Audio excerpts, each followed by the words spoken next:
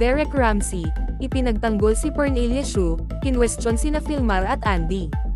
Nag-init ang kontrobersya tungkol sa surfer na si Filmar Alipayo, ang kanyang partner na si Andy Eigenman, at ang Swedish marine photographer na si Pernilla Sue matapos magsalita ang aktor na si Derek Ramsey. Si Ramsey, na matalik na kaibigan ni Pernilla, ay nagtanggol sa kanya, at pinuna sina Filmar at Andy sa kanilang paghawak sa sitwasyon at ang sunod-sunod na panlalait na natanggap ni Pernilla online. Nagsimula ang kontrobersya sa couple tattoo na ginawa ni na Filmar at Pernilla, na nagresulta sa mga akusasyon ng pangangalunya at pagtataksil kay Andy. Mas lalong uminit ang isyu nang i-post ni Andy ang larawan ng tattoo sa kanyang social media, na nagdulot ng matinding batikos online laban kay Pernilla.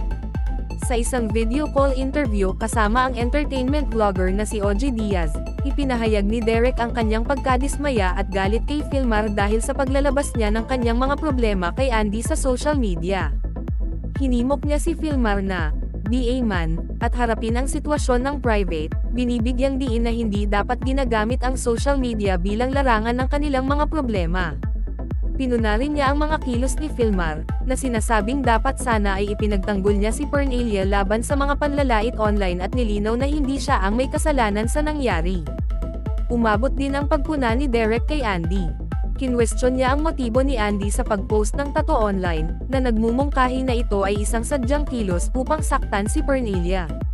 Kinilala niya na nasaktan at naagrabyado si Andy, ngunit naniniwala na mas malaki ang pananagutan ni Filmar sa sitwasyon, lalo na sa hindi paggalang sa kanyang partner habang nahaharap sa mga hamon.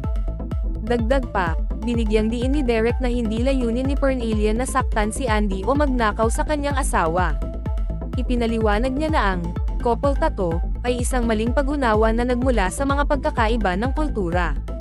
Ibinunyag niya na kinilala na ni Pernilla ang kanyang pagkakamali at humingi ng tawad para sa insidente.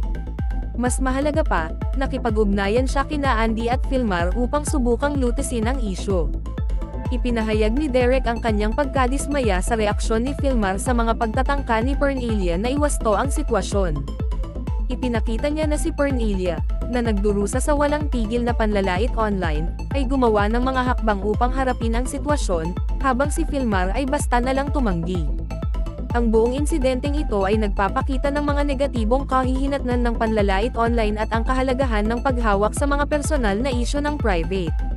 Ang artikulo ay isang paalala ng pangangailangan para sa responsableng paggamit ng social media at ang potensyal na pinsala ng masasamang asal online.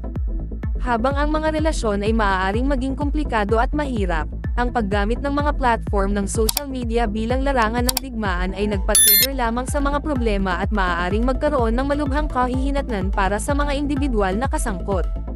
Ang kaso ni Pernilla Sue ay nagpapakita ng tunay na epekto ng online negativity at ang kahalagahan ng pagtrato sa isa't isa ng may respeto at empatiya, kahit na sa gitna ng mga hindi pagkakaunawaan.